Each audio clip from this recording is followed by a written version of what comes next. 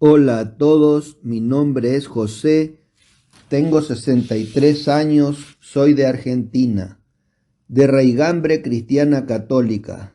Gran parte de mi vida, como pienso que también muchas personas, estuve en una búsqueda filosófica, psicológica y espiritual. He golpeado varias puertas y he estudiado un poco de medicina, psiquiatría y Biblia, y considero que estoy en condiciones de presentar una perspectiva promotora de la salud mental, integrando la dimensión espiritual en la cosmovisión cristiana bíblica que intenta dar respuestas a muchos interrogantes y vacíos de conocimiento muchas veces ignorados o manipulados en perjuicio de los necesitados.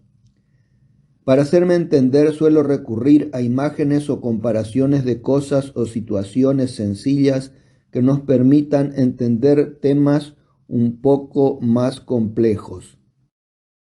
Al presente trabajo le pusimos el título de Liberación.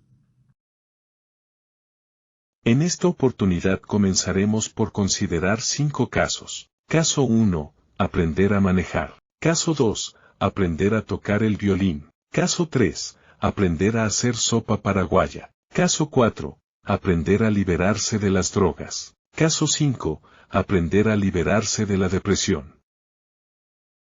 Caso 1, aprender a manejar. En este caso, el que quiere aprender a manejar cuenta a su favor con muchas neuronas en su cerebro. Cuando aprendemos a poner en marcha nuestro automóvil, es porque se reclutaron varias neuronas para formarse un pequeño circuito neuronal que podemos llamarlo circuito 1, destinado a que comande esa función. Cuando aprendemos a poner en primera y mover nuestro automóvil, es porque se formó otro circuito neuronal que podemos llamarlo circuito 2. Cuando aprendemos a tomar velocidad, y a perder el miedo, controlando adecuadamente el desplazamiento de nuestro automóvil, es porque se formó el circuito 3. Cuando aprendemos a doblar, de forma correcta y sin problemas, es porque se formó otro circuito, que podríamos llamarlo circuito 4. Cuando después de la práctica suficiente, se unen esos 4 circuitos, podemos decir que se formó un nuevo circuito más importante. Entonces podemos decir también, que con esas neuronas se formó un chip o microprocesador que comanda la función de manejar. Para eso están nuestras neuronas, para que a través de la práctica o la repetición logremos que se unan unas con otras y se formen esos circuitos beneficiosos para nuestra vida. Si nos preguntamos, ¿qué se necesitó para que se forme ese circuito que nos dé la posibilidad de poder manejar nuestro automóvil? Podemos darnos cuenta lo siguiente: se necesitaron muchas neuronas, conocimiento teórico por parte de nosotros, práctica, que también podemos considerarlo trabajo para la casa, un buen instructor que conozca la teoría y la práctica de ese camino que comenzamos a recorrer, para que nos vaya controlando y corrigiendo, a fin de que podamos lograr nuestro objetivo, como lo es en este caso, aprender a manejar. Ahora, pasando al caso 2, vemos a un muchacho que desea aprender a tocar el violín. Nuevamente vemos que, a su favor, cuenta con muchas neuronas en su cerebro. Cuando se formó el primer circuito neuronal, aprendió a afinar el instrumento. Cuando se formó el segundo circuito neuronal, aprendió a usar la mano izquierda. Cuando se formó el tercer circuito neuronal, aprendió a usar el arco del violín. Cuando aprendió a leer partituras para violín, es porque se formó el cuarto circuito neuronal. Cuando después de aprender bien la teoría y tener la práctica suficiente, se logra que se unan todos esos circuitos. Podemos decir entonces, que ese muchacho, aprendió a tocar el violín. Si nos preguntamos nuevamente, ¿qué se necesitó, para que ese muchacho aprendiera a tocar el violín? La respuesta sería la misma que en el caso anterior. Se necesitaron muchas neuronas, conocimiento teórico por parte de ese muchacho, práctica, que también podemos considerarlo trabajo para la casa, Y, un buen instructor, que conozca la teoría y la práctica, para que vaya controlando y corrigiendo a fin de lograr el objetivo, como lo es en este caso, aprender a tocar el violín. En el caso siguiente, el caso número 3, podemos ver que se trata de una muchacha que quiere aprender a preparar sopa paraguaya. Nuevamente podemos apreciar que esta muchacha cuenta con muchas neuronas disponibles a su favor, pero, lamentablemente, no sabe cómo acceder al conocimiento teórico. No sabe cómo practicar en su casa. No encuentra un instructor que la guíe, y como consecuencia de todo eso, esa muchacha no pudo aprender a hacer sopa paraguaya. Es decir, que las neuronas disponibles en su cerebro no pudieron hacer el circuito correspondiente. Ahora, les presentamos el siguiente caso, el número 4. En esta ocasión, podemos ver que se trata de un consumidor de sustancias nocivas, el cual desea liberarse de esa adicción. Como vemos también, esta persona cuenta con muchas neuronas a su favor. Pero nuevamente, no sabe cómo acceder al conocimiento teórico necesario para ese proceso que quiere iniciar. Al igual que en el caso anterior, no sabe cuál sería la tarea que debe practicar en su casa. Tampoco pudo encontrar un instructor que lo guíe y lo controle. Por lo tanto, no pudo formarse el circuito neuronal que le permita liberarse de las drogas. O sea, no pudieron formarse los pequeños circuitos neuronales, como por ejemplo, el pequeño circuito de la alegría, el pequeño circuito de la paz, el pequeño circuito del amor, el pequeño circuito de la esperanza, donde poner su centro de atención, para poder luchar contra el deseo de consumo. Es así entonces que, de esta manera, persistirían los pequeños circuitos de lo que podríamos llamar programa viejo, tales como el circuito de la desesperanza, el circuito de la angustia, el circuito de la ideación suicida, el circuito del craving, o deseo ansioso de consumir. Los medicamentos psicofármacos anestesian el síntoma, pero la rehabilitación o curación estaría dada por la creación de nuevos circuitos neuronales, es decir, un nuevo programa. Como podemos ver en este caso, entonces, para la liberación de este problema, el paciente debe pasar de un programa viejo, que lo oprime, con los circuitos de la desesperanza, de la angustia, de la ideación suicida, y del craving, a un programa nuevo, donde se formen los circuitos del amor, de la alegría, de la paz, y de la esperanza entre otros.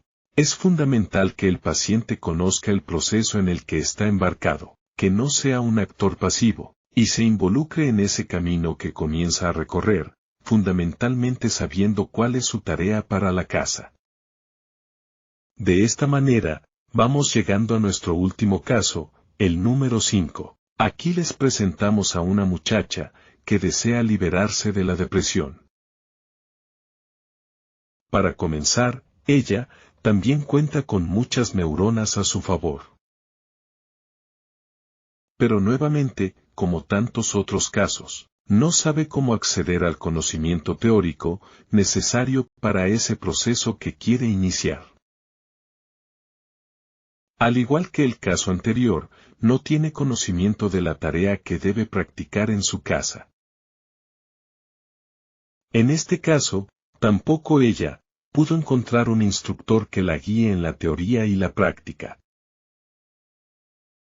Por lo tanto, no pudo formarse el circuito neuronal que le permita liberarse de la depresión. O sea, al igual que en el caso anterior, no pudieron formarse los pequeños circuitos neuronales, como por ejemplo, el pequeño circuito de la alegría, el pequeño circuito de la paz, el pequeño circuito del amor, el pequeño circuito de la esperanza, donde poner su centro de atención y de esa manera dejar de experimentar los síntomas de la depresión. Es así entonces que, como en los dos anteriores casos, persistirían los pequeños circuitos de lo que podríamos llamar programa viejo, tales como el circuito de la desesperanza, el circuito de la angustia, el circuito de la ideación suicida, etc. Repetimos entonces lo que decíamos en el caso anterior. Los medicamentos, psicofármacos, anestesian el síntoma, pero la rehabilitación o curación estaría dada por la creación de nuevos circuitos neuronales, es decir, un nuevo programa.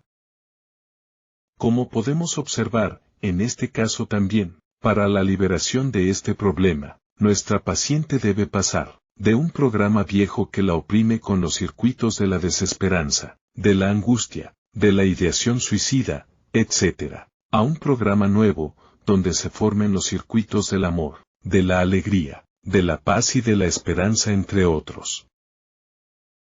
Entonces, podemos darnos cuenta que en los dos primeros casos, manejar un automóvil y tocar el violín, aprendieron a formarse conceptos, los cuales determinaron que se puedan formar nuevos circuitos neuronales. De la misma manera, podemos darnos cuenta que, en los tres últimos casos, solo atinaron a cavilar. Tenían buenos deseos, pero con eso no alcanza, para liberarse de la ignorancia o de la opresión, frente a algunos padecimientos. Podrán existir varias estrategias de reprogramación, pero, para los pacientes que aceptan la perspectiva espiritual cristiana, la terapia se simplifica, porque la tarea para la casa consiste en repetir o memorizar citas bíblicas, palabra de Dios, sintetizando, y para nosotros, decimos que es palabra de Dios porque son verdades, que nos llevan al bien, y están a favor de la vida. Ejemplos: vengan a mí los que están cansados y agobiados, y yo los haré descansar, Mateo 11 versículo 28. Yo he venido para que tengan vida, y vida en abundancia, Juan 10 versículo 10. El que está en Cristo es una nueva criatura, ha pasado lo viejo, todo es nuevo, 2 Corintios 5 versículo 17. Somos engendrados como nuevas criaturas por la palabra de verdad, Santiago 1 versículo 18. Todo lo puedo en Cristo que me fortalece, Filipenses 4 versículo 13. Les daré un corazón nuevo, y pondré un espíritu nuevo, Espíritu Santo, Ezequiel 36 versículo 26. El Espíritu Santo viene con sus frutos, amor, alegría, paz, esperanza, Gálatas 5 22 al 23. Si memorizan una por semana, en un año podrán tener 55 palabras memorizadas que conformarán un nuevo programa, que activarán los circuitos neuronales de la alegría, de la paz, del amor, de la esperanza, etc. Lamentablemente hoy en día, muchos son ateos encarnizados, que, amparados en la falacia de ser profesionales de la ciencia, no integran la dimensión espiritual, privando a los pacientes de muchos beneficios, sobre todo porque no se puede conformar un equipo de salud mental donde todos tiren para el mismo lado, para el lado del bien del paciente, integrando sus tres dimensiones fundamentales: cuerpo, alma, mente y espíritu. Fundamento de la perspectiva terapéutica espiritual cristiana. En Juan 8 versículo 37 Jesús dice: quieren matarme porque mi palabra no penetra en ustedes.